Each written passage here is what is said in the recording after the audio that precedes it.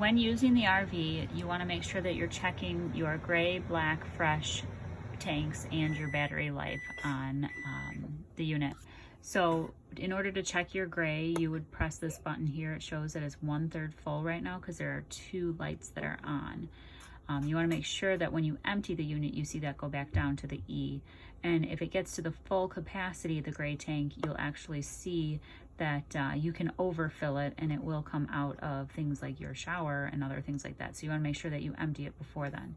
When you check your black tank, you want to make sure that that black tank is at E when you empty it. Otherwise, you will have debris that's still in there, and it doesn't always work as well as you want after that. So you want to make sure it goes back down to E. When it gets up to the F, you need to make sure that you empty it pretty consistently and quickly.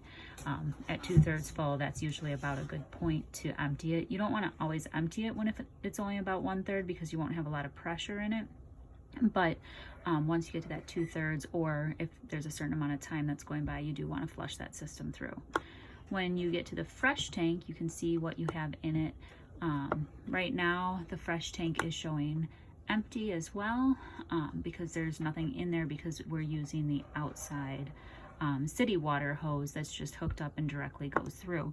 If you needed to transport water with you or you didn't have city water available, you would fill that fresh tank up and then that would show where you were at with that.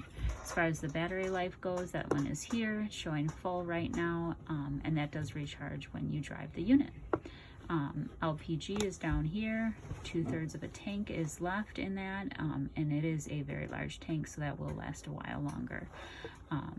Then when you get to your generator down here, when you turn it on, it's going to show how many hours you're at, and all you have to do is press that start button and it should go. Over here is to move the bed in and out for the king size bed that's over here. You also have your sofa in and out, and that's for the area over here.